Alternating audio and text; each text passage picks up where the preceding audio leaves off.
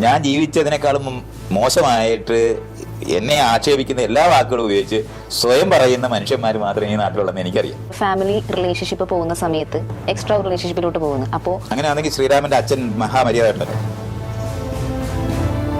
അപ്പൊ അവർക്കാർക്കും ഇത് ബാധകമല്ല. നിങ്ങൾ ഇവിടുത്തെ ഈ നാട്ടില് ശ്രീകൃഷ്ണൻ എത്ര ഭാര്യമാരുണ്ടായിരുന്നു? അർജുനൻ, നിങ്ങളെ പഴയ കാലത്തെ പ്രതാപികൾ എന്ന് നമ്മൾ പറയുന്ന ഈ പറയുന്ന മനുഷ്യർക്ക് മുഴുവനും പല ഭാര്യമാര്. ഇപ്പൊ ഭീമൻ രണ്ടാം മൂഴം എഴുതിയ MT വാസൻ എഴുതി പിടിപ്പിച്ചു വെച്ചിട്ടുണ്ടല്ലോ. ഭീമന് കടവൽക്കജൻ എന്ന് പറഞ്ഞ ഒരു മോനുണ്ടെന്നുള്ള കാര്യം അറിയാം. ഇവരെ മക്കളുണ്ട്. അംബാനി 50,000 കോടി ഉണ്ടാക്കിയാലും ഒരു ഭാര്യ ഉള്ളെന്നുണ്ടെങ്കിൽ അയാൾക്ക് ജീവിക്കാൻ അറിഞ്ഞൂടാന്ന് മാത്രമേ തെളിയത്തുള്ളൂ. ആ കഷ്ടം എന്തിനാണ് ഈ കാശ് ഉണ്ടാക്കുന്നതെന്ന് അറിഞ്ഞുകൂടാത്ത ഒരു കോന്തനാണ് അംബാനി. നിങ്ങൾക്ക് 100 കാറുണ്ടായാലും 100 കൊട്ടാരം ഉണ്ടായാലും ഒരു മെത്തയിലേക്ക് കിടക്കാനൊക്കത്തുള്ള ഒരു കാറിലേ യാത്ര ചെയ്യാൻ പറ്റുള്ളൂ. പക്ഷെ കരാറ് 3-4 പേരുമായി ബന്ധം ഉണ്ടാക്കുന്ന തരത്തിലാണ് നമ്മൾ കരാർ ഉണ്ടാക്കുന്നതെങ്കിൽ ഈ ചർച്ചയില്ല. പാർട്ട് ടൈം ജോബ് ഇഷ്ടംപോലെ എടുക്കത്തില്ലേ നാട്ടിലെ ആൾക്കാർ? ഇത്രയും ലളിതമായിട്ട് മനസ്സിലാക്കേണ്ട കാര്യങ്ങൾ ഇതൊക്കെ. പാഞ്ചാലിയുടെ കഥയ്ക്കകത്ത് പോലും പാഞ്ചാലിക്ക് ആകെപ്പാടെ ഇഷ്ടം തോന്നിയത് അർജുനോടായിരുന്നു. മറ്റ് 4 സഹോദരന്മാരുമായിട്ട് അടി ഉണ്ടാക്കാതിരിക്കാൻ വേണ്ടി അമ്മയെന്ന് പറയുന്ന ആ സ്ത്രീയാണ് ആ മര്യാദകൾ കാണിച്ചത്. അതിനകത്ത് ഏറ്റവും ശുദ്ധാത്മാവെന്ന് വിളിക്കുന്ന ധർമ്മപുത്രരാണ് മര്യാദകളായിട്ട് തുടങ്ങുന്നത്. അമ്മ പറഞ്ഞ വാക്ക് തെറ്റിക്കാൻ പറ്റത്തില്ല. കാരണം അവന് ഈ പെണ്ണിനെ കണ്ടപ്പോൾ ഇഷ്ടം തോന്നിപ്പോയി. അത്രേ ഉള്ളൂ. ആൺകുഞ്ഞുങ്ങൾ ഉണ്ടാകുന്നതിന് വേണ്ടി സ്ത്രീകൾ ശ്രമിക്കുന്നത്. കാരണം സാമൂഹിക സ്ഥാനം കിട്ടണമെങ്കിൽ ആൺകുട്ടി വേണം. അല്ലാതെ ഈ ഇത്രയും ബീജമുള്ള നാട്ടിലെ ഒരു വാർഡിൽ ഒരുത്തം വെച്ചും പോരെ കൊച്ചിനെ ഉണ്ടാക്കാനായിട്ട്. അതെ, പിന്നെന്തിനാണ് ഇവന്മാരല്ല? അല്പമെങ്കിലും സ്വന്തമായി വരുമാനവും ചിന്താശക്തി ഉണ്ടായ ഒരു പെണ്ണും ഈ നിൽക്കുന്ന കല്യാണങ്ങൾ കഴിക്കാൻ പറ്റില്ല. അങ്ങനെ പെണ്ണുങ്ങളാക്കി മാറ്റിക്കഴിഞ്ഞാൽ കൊച്ചുങ്ങളെ ഉണ്ടാക്കാനുള്ള കഴിവേ അതിന് കാണുള്ളൂ. വേറെ ഒന്നിനും പറ്റത്തില്ല. വർഷ ഗോൾഡ് ഡയമണ്ട്സ്, ചെറുപുഴ, കൊച്ചി, കാലിക്കറ്റ്, മലപ്പുറം, കണ്ണൂർ. പഠിക്കുന്ന ഒരു കാലത്ത് സാധാരണ എല്ലാവരെയും പോലെ ചിന്തിക്കുന്ന ഒരു അത്ര വലിയ രീതിയിൽ ചിന്തിക്കാത്ത ഒരാളായിരിക്കാം മേ ബി. എല്ലാ മനുഷ്യരും അങ്ങനെയുള്ളു. പിന്നെ എപ്പോഴാണ് അത് നമ്മൾ ഓരോ ദിവസവും പഠിക്കുന്നത്, അതിന് നമ്മുടെ ജീവിതത്തിനെ പറ്റി റിഫ്ലക്ട് ചെയ്യാതിരിക്കുന്നത്. നമുക്ക് ഇങ്ങനെയല്ല ജീവിക്കേണ്ടതെന്ന് അറിയാത്ത ഒരാളും ഇല്ല. അത് ചെയ്യുമ്പോൾ നഷ്ടം ഉണ്ടാകുമെന്ന് അറിയുന്നത് കൊണ്ട് ചെയ്യാത്തവരായിരിക്കുന്നു എന്നുള്ളതേ ഉള്ളൂ. എന്നെ പോലെ തന്നെയാണ് എല്ലാവരും. ഞാൻ ജീവിച്ചതിനേക്കാളും മോശമായിട്ട് എന്നെ ആക്ഷേപിക്കുന്ന എല്ലാ വാക്കുകളും ഉപയോഗിച്ച് സ്വയം പറയുന്ന മനുഷ്യന്മാർ മാത്രമേ ഈ നാട്ടിലുള്ളതെന്ന് എനിക്കറിയാം. ഞാൻ പറഞ്ഞല്ലേ, ക്രെഡിറ്റ് ഒക്കെ പറയുന്ന പുരുഷന്മാരുടെ സംഘത്തിനകത്തോട്ട് പോയാൽ മതി. അവരുടെ അച്ചീവ്മെന്റിനെ പറ്റി അവർ പറയാൻ തുടങ്ങുമ്പോൾ ചിരിക്കും നമ്മൾ. പക്ഷെ അതേ ആളുകൾ തന്നെയാണ് ഇവൻ ശരിയല്ലെന്ന് പറയുന്നത്. ഞാൻ അവരുടെ വാക്കിന് അതുകൊണ്ട് എനിക്കൊരു വലിയ ഞാൻ അവരെ പറ്റി ഞാൻ ചിന്തിക്കാറുമില്ല. ഇപ്പൊ ഞാൻ ഇത് പറയുമ്പോൾ നമ്മൾ എൻ്റെ കൂടെ ഇരുന്ന് ഇത് ചെയ്യുമ്പോൾ ഇതിന്റെ ചുവട്ടിലെ കമന്റുകൾ വരും. അതിനകത്ത് മുഴുവനും ധാർമ്മിക രോഷ്ടത്തോടെ കുറെ പേര് എഴുതുകയും പറയുകയും ചെയ്യും. കള്ളന്മാര് മാത്രം, അത് ഭീരുക്കളുമായിരിക്കും. ഇനി ജീവിതത്തിൽ അത് ഇങ്ങനത്തെ ജീവിതം നയിച്ചിട്ടില്ലെങ്കിൽ സ്വപ്നത്തിൽ ജീവിച്ച് ജീവിതത്തിനെ ശപിക്കുന്നവന്മാരും കൂടെ ആയിരിക്കും. അല്ലാതെ വേറെ ആരുമല്ല. അതുകൊണ്ട് എനിക്ക് അങ്ങനത്തെ അപ്പൊ ഈ അസഭ്യപരമായിട്ടോ ഞാൻ മോശമാണെന്നോ പറയുന്ന നിലവാരത്തിലുള്ള കമന്റ് എഴുതുമ്പോൾ ഒരു നിസ്സഹായനായ ദുർബലനായ ഒരു ഭീരുവിനെ മാത്രമേ ഞാനവിടെ കാണാറുള്ളൂ. അല്ലാതെ ശബ്ദം എനിക്ക് മിക്കവാറും ഫേക്ക് ഐഡിയിലും കൂടെ ആയിരിക്കും. പറഞ്ഞത് ഞാനാണെന്ന് തിരിച്ചറിയാനും കൂടെ കഴിയാത്ത നിലവാരത്തിൽ ഈ കക്കൂസിന്റെ ഭിത്തിയിൽ എഴുതുന്ന മനുഷ്യരുണ്ട്. അയലത്തെ പെണ്ണുങ്ങളുടെ ഫോൺ നമ്പർ എഴുതി വയ്ക്കുന്ന പുരുഷന്മാരുണ്ട്. അവന്മാരാണ് എൻ്റെ ഈ ഇതിനകത്ത് കമന്റ് എഴുതുന്നത്. അതുകൊണ്ട് എനിക്ക് അവരെ പറ്റി ഞാൻ എന്ത് പറയാനാ? ഒന്നും ആലോചിക്കേണ്ട കാര്യം. ഞാൻ ഈ മനുഷ്യൻ ഇങ്ങനെയാണ്, ജീവൻ ഇങ്ങനെയാണ്, ലോകം ഇങ്ങനെയാണെന്നുള്ള അറിയും. അതിനകത്ത് താരതമ്യേന സാധ്യമായ സ്വാതന്ത്ര്യങ്ങളും സന്തോഷങ്ങളും നമുക്കുണ്ട്. അത് ആർജിക്കുക എന്നുള്ളത് മാത്രമാണ്. മൂന്നാമതൊരാൾക്ക് ദ്രോഹകരമല്ലാത്ത ഏത് രസവും നമ്മൾ അനുഭവിക്കേണ്ടതാണ്. മറ്റുള്ളവർക്ക് ദ്രോഹം ഉണ്ടാക്കുന്നുണ്ടോ എന്ന് നോക്കേണ്ടതുണ്ട്.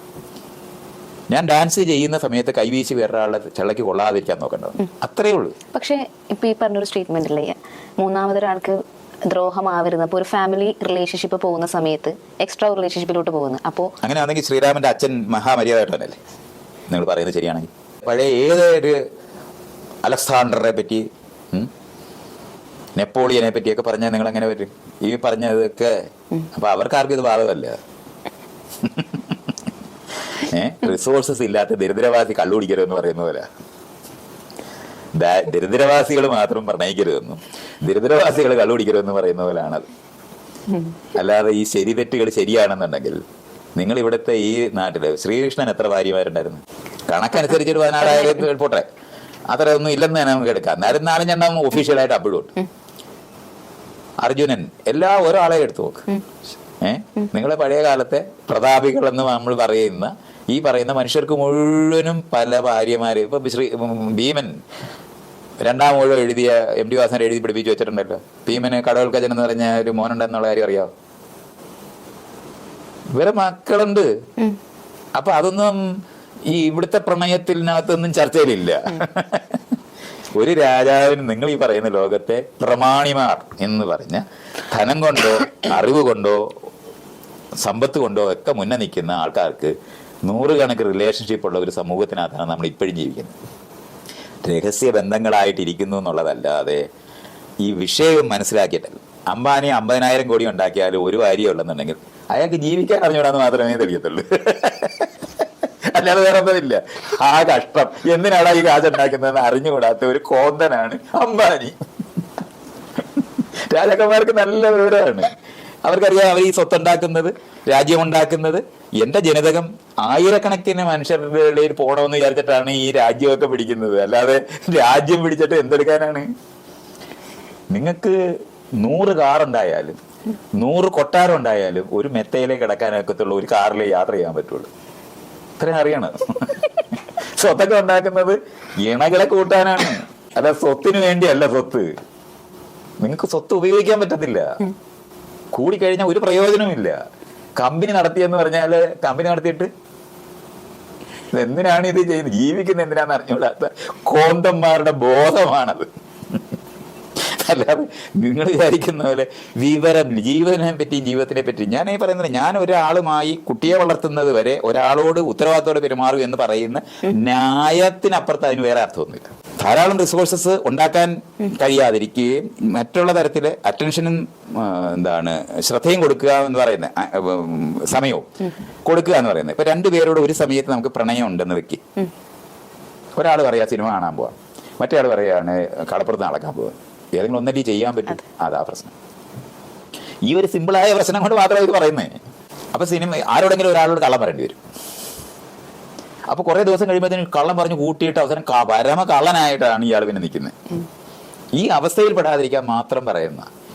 പക്ഷെ കരാറ് 3-4 പേരുമായി ബന്ധം ഉണ്ടാക്കുന്ന തരത്തിലാണ് നമ്മൾ കരാർ ഉണ്ടാക്കുന്നതെങ്കിൽ ഈ ചർച്ചയില്ല. അപ്പൊ ആൾക്കാർക്കറിയാം പാർട്ട് ടൈം ജോബ് ഇഷ്ടംപോലെ എടുക്കത്തില്ലേ നാട്ടിലെ ആൾക്കാർ. അപ്പൊ അതെങ്ങനെ ചെയ്യുന്നത്? ഇത്രയും ലളിതമായിട്ട് മനസ്സിലാക്കേണ്ട കാര്യങ്ങൾ ഇതൊക്കെ. തെറ്റായത് കൊണ്ടല്ല, കഴിയാത്തത് കൊണ്ടെന്നുള്ള. ഒരു സമയത്ത് 2 പേർക്ക് നമുക്ക് 2 പേർക്കും കൂടെ ഒരേ സമയത്ത് 2 പ്രണയം ഒരേ സമയത്ത് ഒരുപോലെ കൊണ്ടുപോകാൻ പറ്റത്തില്ല എന്നുള്ളത് കൊണ്ടാണ് അത് നമ്മൾ നിയന്ത്രിക്കണമെന്ന് പറയുന്നത്. അത്രേ അർത്ഥമേ ഉള്ളൂ. തെറ്റാകുന്നതുകൊണ്ടല്ല. ഇഷ്ടംപോലെ സ്വത്തുള്ളവർ ഇഷ്ടംപോലെ ഭാര്യമാരെ ഉണ്ട്, ഭർത്താക്കന്മാരെ ഇഷ്ടംപോലെ എന്ന് പറഞ്ഞൊരു സംഭവം ഉണ്ടായിട്ടില്ല. ആകെപ്പാടെ പാഞ്ചാലിയുടെ കഥയാണ് ലോകത്തുള്ളത്. പാഞ്ചാലിയുടെ കഥയ്ക്കകത്ത് പോലും പാഞ്ചാലിക്ക് ആകെപ്പാടെ ഇഷ്ടം തോന്നിയത് അർജുനോടായിരുന്നു. മറ്റ് 4 സഹോദരന്മാരുമായിട്ട് അടി ഉണ്ടാക്കാതിരിക്കാൻ വേണ്ടി അമ്മയെന്ന് പറയുന്ന ആ സ്ത്രീയാണ് ആ മര്യാദയോട് കാണിച്ചത്. കൊണ്ടുവന്നത് പങ്കിട്ടെടുത്തോളാൻ പറഞ്ഞു. അപ്പോൾ അതിന്റെ ന്യായം പറഞ്ഞ അതിനകത്ത് ഏറ്റവും ശുദ്ധാത്മാവെന്ന് വിളിക്കുന്ന ധർമ്മപുത്രരാണ് മര്യാദകളായിട്ട് തുടങ്ങുന്നത്. അമ്മ പറഞ്ഞ വാക്ക് തെറ്റിക്കാൻ പറ്റത്തില്ല. കാരണം അവന് ഈ പെണ്ണിനെ കണ്ടപ്പോൾ ഇഷ്ടം തോന്നിപ്പോയി. അത്രേ ഉള്ളൂ. അതിന് ന്യായം പറയുന്ന സാധനങ്ങളാണ് എന്നത്. എന്നിട്ട് അവർ തമ്മിൽ അടിക്കാതിരിക്കാനായിട്ട് കണ്ടുപിടിച്ചെന്താണ് 6 മാസം ഒരാളുടെ ഭാര്യ. ഇത് അവരുടെ ചോയ്സ് അല്ല, ഇവര് പങ്കുവെച്ചതാണത്. അപ്പൊ അടി ഉണ്ടാകാതിരിക്കാൻ പോലും ചെയ്ത ഒരു പണി മാത്രമാണ്. അല്ല പാഞ്ചാലിക്ക് 5 ഭർത്താക്കന്മാരൊന്നുമില്ല, ഒരു ഭർത്താവേ ഉള്ളു. ഭർത്താവാണുള്ളത്. കാര്യം അവർക്ക് തന്നെത്താൻ ഒരു ചോയ്സ് ഉണ്ടായിട്ടില്ല. ഇതൊക്കെ നമ്മൾ അറിയണം. കഥയ്ക്കകത്തു നിന്നൊക്കെ പഠിക്കേണ്ടത് അങ്ങനെ. മൈത്രേന്റെ സങ്കല്പത്തിൽ ഭർത്താവ് ഉദ്ദേശിക്കുന്നത് ഒരു ഫാമിലി റിലേഷൻഷിപ്പ് ഒന്നുമല്ല, ഭരിക്കാൻ വേണ്ടി ഉണ്ടാക്കിയതാണ്. ഭർത്താവ് എന്ന് പറഞ്ഞാൽ ഭരിക്കുന്നവനെന്നും ഭാര്യ എന്ന് പറഞ്ഞാൽ ഭരിക്കപ്പെടുന്നവരെന്ന് തന്നെ വാക്കിന്റെ അർത്ഥം. അതുകൊണ്ടാണ് നിങ്ങളെ പെണ്ണ് കാണാൻ വരുന്നത്. അവരുടെ തെരഞ്ഞെടുപ്പ് പുരുഷന്മാരുടെ ലോകമുണ്ടായത് ഞാൻ നേരത്തെ പറഞ്ഞില്ലേ, ബലം വേറെ കാര്യത്തിന് ഉപയോഗിക്കാൻ പറ്റുമെന്ന് കണ്ടുപിടിച്ചത് വഴിയാണ്. അതുകൊണ്ടാണ് ആൺകുഞ്ഞുങ്ങൾ ഉണ്ടാകുന്നതിന് വേണ്ടി സ്ത്രീകളും ശ്രമിക്കുന്നത്. കാരണം സാമൂഹിക സ്ഥാനം കിട്ടണമെങ്കിൽ ആൺകുട്ടി വേണം. എന്നാൽ രാജാവിനെ പ്രയോജനമുള്ള, ബലം കൊണ്ട് പ്രയോജനമുള്ള ഒരാളെ വേണം. അതുകൊണ്ട് ആൺമക്കൾക്ക് പ്രാധാന്യം വന്ന അങ്ങനെയാണ്. അല്ലാതെ ഈ ഇത്രയും ബീജമുള്ള നാട്ടില് ഒരു വാർഡിലൊരുത്തം വെച്ചും പോരെ കൊച്ചിനെ ഉണ്ടാക്കാനായിട്ട്. അത് പിന്നെന്തിനാണ് ഇവന്മാരല്ല ഇന്ന് നമുക്ക് ഇത്രയും മനുഷ്യന്മാര് പുരുഷന്മാരെ റീപ്ലേസ് ചെയ്യുന്നിടത്തേക്കാണ് ലോകം നീങ്ങിക്കൊണ്ടിരിക്കുന്നത്. കാര്യമുണ്ട്, എല്ലാ കണ്ടുപിടിച്ചത് പുരുഷന്മാരെ തന്നെ കണ്ടുപിടിച്ചെന്ന് പറയുമ്പോഴും മെഷീൻ കണ്ടുപിടിച്ചോ പുരുഷന്റെ ബലം റീപ്ലേസ് ചെയ്തു. അത് കഴിഞ്ഞ് സ്കില്ലാണ് ആവശ്യം. സ്കില്ലെന്ന് പറയുന്നത് ആർക്കും ആർജിക്കാം.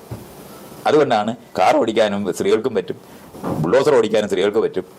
ഏത് കാര്യം തന്നെത്താൻ ചെയ്യാൻ പറ്റുന്ന എല്ലാ പ്രവൃത്തിയും സ്ത്രീകൾക്കും ചെയ്യാൻ പറ്റും. സ്കില്ല് ചെയ്യാതിരിക്കാൻ അനുവദിക്കാത്തവരാണ്.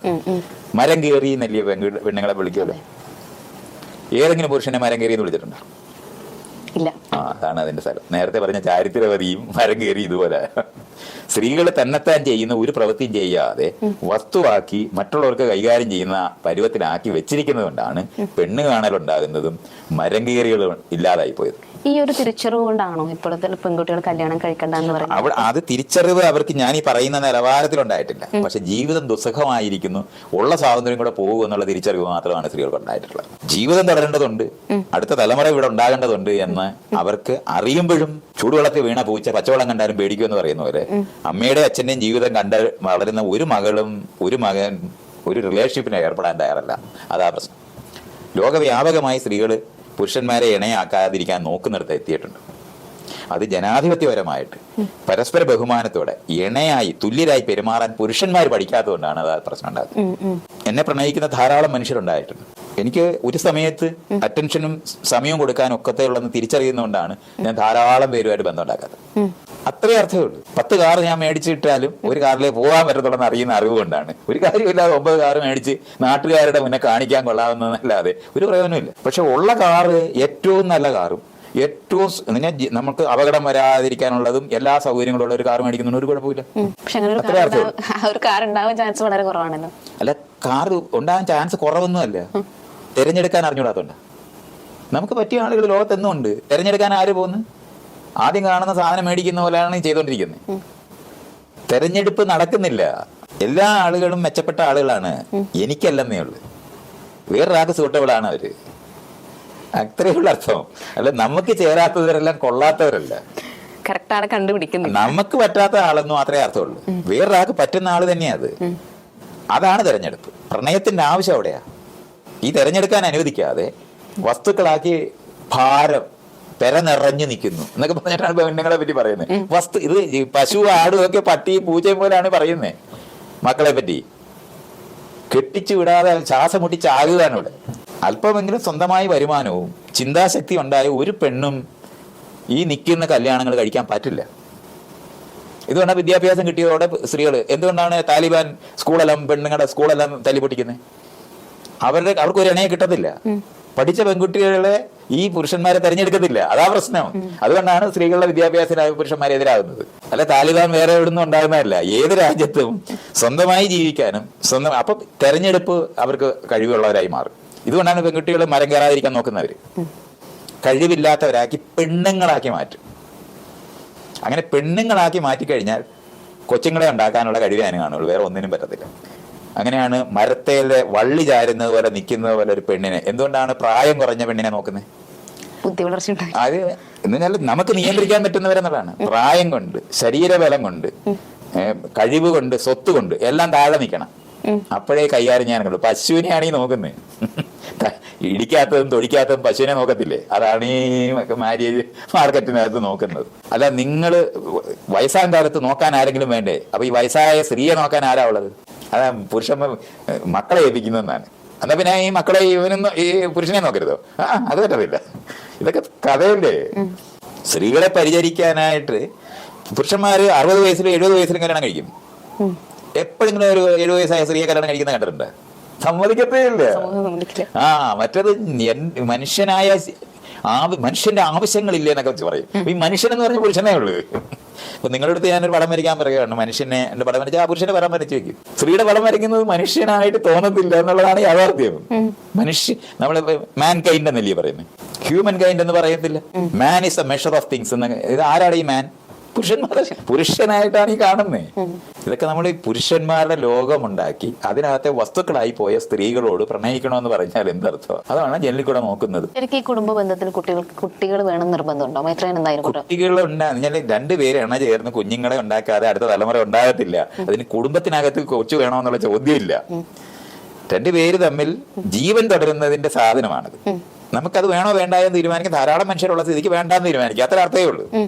അതുകൊണ്ടാണ് സ്വാഭാവികമായിട്ട് തന്നെ മനുഷ്യരുടെ എണ്ണം കൂടിയ, പിന്നെ ബസ്സിനകത്ത് തിരക്ക് കൂടിയ ബസ്സിനകത്ത് പിന്നെ ആളുകൾ കയറത്തില്ലെന്ന് പറയുന്ന പോലെ ഒരു നാട്ടിനകത്ത് ഇഷ്ടംപോലെ ആളുണ്ടെങ്കിൽ സ്വാഭാവികമായിട്ട് ജീവിക്ക് കൂടുതൽ ആളുകളെ ഉണ്ടാക്കാൻ തോന്നത്തില്ല. വികസിക്കുന്ന സമൂഹങ്ങളിലെല്ലാം കുഞ്ഞുങ്ങൾ കുറയും. കാരണം എല്ലാ കുഞ്ഞുങ്ങളും ജീവിച്ചിരിക്കും. പണ്ട് അതേ 10 എണ്ണത്തിനെ പ്രസവിച്ച 5 എണ്ണം ചത്തുപോകും. ഇന്ന് അങ്ങനെയല്ല. ഇൻഫന്റ് മോർട്ടാലിറ്റി റേറ്റ് എല്ലാം നമ്മൾ കുറച്ച്, അമ്മമാരുടെ മരണം കുറച്ച്, ഇതെല്ലാം വന്നപ്പോ മരണനിരക്ക് കുറയ്ക്കുന്നതോടെ കുട്ടികളെ ഉണ്ടാക്കുന്ന കുറയും. ആരും പഠിപ്പിക്കണ്ട, കോണം കണ്ടുപിടിച്ചുകൊണ്ട് മാത്രമല്ല അത്. ജനിക്കുന്ന കുഞ്ഞുങ്ങൾ ജീവിച്ചിരിക്കുന്നു എന്ന് മനസ്സിലാക്കി കഴിഞ്ഞാൽ സ്വാഭാവികമായിട്ട് കുട്ടികളെ ഉണ്ടാക്കുന്ന കുറയും. ആരും പഠിപ്പിക്കാതെ തന്നെ വരും. ഇതൊക്കെ ഇന്ന് നമുക്കറിയാം. അതുകൊണ്ടാണ് ഇപ്പൊ നമ്മൾ ബോധപൂർവ്വം കുട്ടി ഉണ്ടാക്കേണ്ട സമയത്താണ് നമ്മളിപ്പോ ഇരിക്കുന്നത്. ആ സമയത്ത് ജനാധിപത്യപരമായി പെരുമാറാൻ അറിഞ്ഞൂടാത്ത പുരുഷന്മാരെ ഒരു വീട്ടിലും വളർത്തുന്നില്ല എന്നുള്ളത് കൊണ്ട് സ്ത്രീകൾ മുഴുവനും കൂടെ കുട്ടികളെ ഉണ്ടാക്കാതെ ഈ മാറുന്നിടത്താണ് നിൽക്കുന്നത്. കേരളത്തിലകത്ത പ്രശ്നമൊന്നുമല്ല. കൊറിയയിലൊക്കെ ഒരു ഡേറ്റ് ചെയ്യാൻ പോലും ഒരു തയ്യാറല്ലാതായിട്ടുണ്ട്. ഡേറ്റ് ചെയ്യാൻ കാരണം പുരുഷന്മാര് ഭ്രാന്തന്മാരായി മാറി കഴിഞ്ഞ് ഡേറ്റ് ചെയ്താൽ അന്ന് കണിശമായിട്ടും റേപ്പ് ചെയ്യും. ഇവരുടെ പടങ്ങളെല്ലാം എടുത്ത് സോഷ്യൽ മീഡിയയിലെല്ലാം ഇടും. അപ്പൊ രക്ഷയില്ലാതായി. ഇതാണ് മറുവശം. ഇങ്ങനെ അങ്ങോട്ടാ പോകുന്നത്.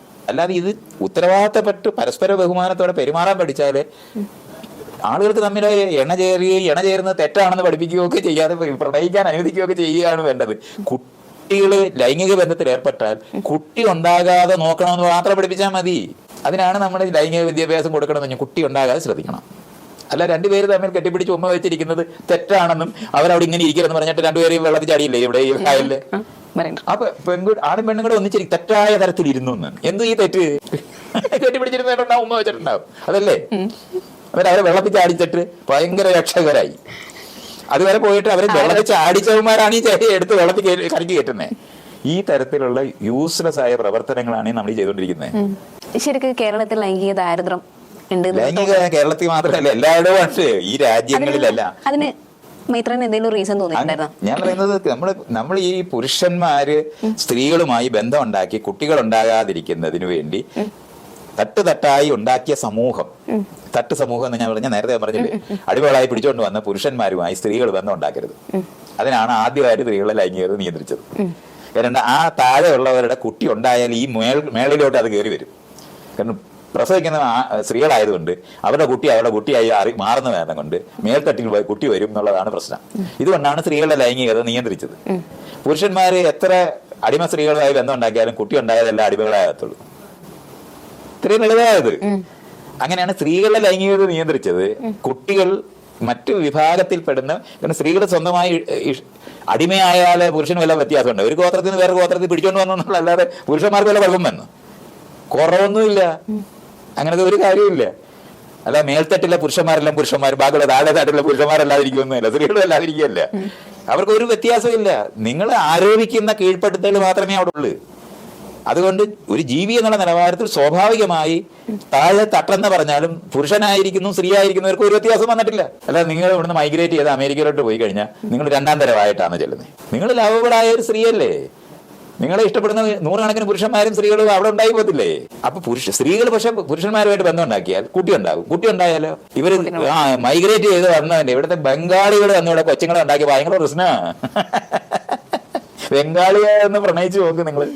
അപ്പൊ കാണാൻ ഈ മലയാളിയുടെ ബോധമൊക്കെ. അടിമയായിട്ടാണ് ബംഗാളി എന്നുള്ള വാക്കുകൊണ്ട് ഉദ്ദേശിക്കുന്നത്. 2ാം തരമാണെന്നുള്ളതാണ് ബംഗാളി വിളി. പാണ്ടി എന്നുള്ള വിളി, ഇതെല്ലാം 2ാം തരമാണ്. ഇങ്ങനെ അന്യരെ പ്രണയിക്കുന്നത് തെറ്റാണെന്ന് പഠിപ്പിക്കുന്ന സമൂഹത്തിന്റെ യുക്തി മാത്രമേ ഈ പറയുന്നുള്ളൂ. ഇതൊക്കെ നമ്മൾ ഇങ്ങനെ മനസ്സിലാക്കണം. എങ്ങനെയാണ് ഈ ആളുകൾ ഇങ്ങനെ ചിന്തിക്കുന്നവരായി മാറുന്നത്? നാട്ടിലൊരു കൊലപാതകം നടക്കുന്നു. നാട്ടുകാരാണെന്നുണ്ടെങ്കിൽ എല്ലാവരും കൂടെ ചർച്ച, അവൻ മര്യാദ ഇല്ലാതെ പെരുമാറുന്നുണ്ട്. അതേ സമയത്ത് തമിഴ്നാട്ടുകാരനോ കർണാടകത്തുകാരനോ വടക്കേന്ത്യയിലുള്ള വന്ന ഒരുത്തനാണ് ആ കൊലപാതകം നടത്തിയില്ലെങ്കിൽ പ്രപഞ്ചം മാറി. നമ്മുടെ നാട്ടിൽ ഈ അന്യന്മാരെല്ലാം കടന്നു വന്ന് ഈ പരദേശികൾ എന്നൊക്കെ പറഞ്ഞാൽ അപ്പൊ ഇന്ത്യക്കാരൊന്നുമില്ല. അതുവരെ ഇന്ത്യക്കാരാണല്ലോ, നമ്മളെല്ലാം ഇന്ത്യക്കാരാണെന്നാണല്ലോ എന്താണ് സ്കൂളിനകത്ത് പറയുമല്ലോ. പക്ഷെ ബംഗാളി പ്രണയിച്ച കഥ മാറി. കാരണം കോമ്പറ്റീഷൻ കൂടുതലാണെന്ന് അപ്പോൾ അറിയും. ബംഗാളി മോട്ടിച്ചാല് നമ്മൾ മോട്ടിച്ചാൽ വലിയ കുഴപ്പമില്ല, പക്ഷെ ബംഗാളി മോട്ടിച്ചുകൂടാ. അടിമകളൊന്നും ചെയ്തുകൂടാ. അതാണ് ഈ വിരോധം മുഴുവൻ. ഇതുപോലുള്ള സാധനങ്ങൾ സ്ത്രീകളുടെ തെരഞ്ഞെടുപ്പ്, ഒരു ബംഗാളിയാണ് നിങ്ങൾ തെരഞ്ഞെടുത്താൽ നിങ്ങളുടെ ഒരു പ്രണയവും ഒരു വീട്ടുകാരും സമ്മതിക്കത്തില്ല. നാട്ടിലുള്ളവരെ തന്നെ തട്ട് സമൂഹത്തിനകത്ത് എവിടെയാ നിൽക്കുന്നത് നോക്കിയിട്ട് മാത്രമേ സമ്മതിക്കത്തുള്ളൂ. ഇനി ഒരു ജാതിയിൽ ഒരു മതത്തിൽപ്പെട്ടായാലും ശരി നിങ്ങൾ തെരഞ്ഞെടുത്താൽ സമ്മതിക്കത്തേയില്ല. കാരണം തെരഞ്ഞെടുപ്പ് സമ്മതിക്കത്തില്ല. ആദ്യം അവർ പറയും അന്യജാതിക്കാരായോണ്ട് സമ്മതിക്കാത്ത മതി. സ്വന്തം സമുദായത്തിലുള്ളവരാണെന്നുണ്ടെങ്കിൽ ഞങ്ങൾ അവർക്ക് അവരുടെ പാരമ്പര്യം തെറ്റാണെന്നും അവരെ ദരിദ്രവാസിയുടെ അവന്റെ അച്ഛൻ ദരിദ്രവാസിയായിരുന്നെന്നുള്ള കാര്യങ്ങൾ പറയും. തെരഞ്ഞെടുക്കാൻ സമ്മതിക്കത്തില്ല എന്നുള്ളതാണ് ഈ പറയുന്ന മുഴുവൻ. സ്ത്രീകളുടെ തെരഞ്ഞെടുപ്പിനെ നിഷേധിക്കുന്ന സമൂഹത്തിന്റെ യുക്തികൾ മാത്രമാണ് ഈ പറയുന്നത്. സ്ത്രീകൾ തെരഞ്ഞെടുത്താൽ അവർക്ക് ഇഷ്ടമുള്ള പുരുഷനാണെന്നുണ്ടെങ്കിൽ അത് താഴ്ത്തട്ട് മേൽത്തട്ടോ ഒന്നുമില്ല, പുരുഷനാണത്, അല്ലെങ്കിൽ താഴെ സ്ത്രീയാണത്. അല്ലാതെ ഈ മേൽത്തട്ടും കീഴ്ത്തട്ടും ഉണ്ടായ സമൂഹത്തിന്റെ വാല്യൂ ആണ് ഈ പറഞ്ഞുകൊണ്ടിരിക്കുന്ന മുഴുവൻ. സ്ത്രീകളുടെ തെരഞ്ഞെടുപ്പ് നിഷേധിക്കാൻ വേണ്ടിയാണ് സ്വയംവരം കണ്ടുപിടിച്ചത്. അല്ല സ്വയംവരം സ്ത്രീകളുടേതാണ് തിരിതിരിക്കരുത്. ഷോർട്ട് ലിസ്റ്റ് ചെയ്ത് അവിടെ നിർത്തും കുറെ കോന്തന്മാര്, അവന്മാര് മാത്രം. അതിനിടയ്ക്കൊന്നും നിങ്ങൾ തെരഞ്ഞെടുക്കണം. അല്ല, നിങ്ങൾക്ക് ഇഷ്ടമുള്ളവരെ തെരഞ്ഞെടുക്കാൻ സമ്മതിക്കാതെ തന്നെയാണ് അത് തുടങ്ങിയത്. സ്വയംവരം എന്നാണ് വാക്കൊക്കെ. മറ്റേത് പ്രണയം എന്നൊക്കെ പറഞ്ഞ് നേരത്തെ അതിനു മുമ്പ് കാളിദാസന്റെ ശകുന്തളയുടെ കഥയ്ക്കായില്ലേ, അയാൾ ആരാന്ന് അറിഞ്ഞുകൂടാതാണ് അവള് പ്രണയിക്കുന്നത്. അപ്പോഴും നമുക്ക് കാണാൻ പറ്റും അയാളുടെ ലക്ഷണങ്ങളൊക്കെ കണ്ടാൽ നാട്ടിൽ അവിടെ കാട്ടി നടക്കുന്ന പാവ പിടിച്ചവനൊന്നും അല്ലെന്ന് അയാൾക്ക് അവർക്ക് അറിയുന്നതുകൊണ്ടാണല്ലോ ഈ കന്യക അങ്ങോട്ട് പ്രണയിച്ചത്. അപ്പൊ അതൊക്കെ നമ്മൾ ഇതുപോലെ അറിയണം. പക്ഷേ കാര്യത്തോടെ എടുക്കുമ്പോൾ കാര്യം മാറും. കാരണം അത്ര ദരിദ്രവാസിയുടെ വീട്ടിൽ നിന്ന് വന്നതാണ് പെണ്ണെന്നറിയുന്ന അങ്ങനെ ചന്തളയെ അങ്ങോട്ട് സ്വീകരിക്കാത്തത്. അപ്പൊ അടയാളം കാണിക്കാത്ത പ്രശ്നമൊക്കെ പറഞ്ഞിട്ട് ഇതുപോലുള്ള കഥയൊക്കെ പറയുമ്പോഴും അങ്ങനെ രാജാവിന്റെ പട്ടമഹിഷിയൊന്നും ആകാൻ എളുപ്പമൊന്നുമല്ല. രാജാവിന് ഇഷ്ടം പോലെ കാണുന്നവരെവിടെയൊക്കെ പ്രണയമൊക്കെ തോന്നും, ചെയ്യാനും പറ്റും. അയാൾക്ക് പേടിക്കണ്ട. വംശം അനുസരിച്ചിട്ടാണ്. അയാളുടെ സ്ഥാനത്തിന് ഒരു ചലനം ഉണ്ടാകത്തില്ല. എത്ര മോശം രാജാവായാലും രാജാവായി തുടരത്തേ ഉള്ളൂ. അതുകൊണ്ടാണ് അവർക്ക് പേടിക്കേണ്ടത്.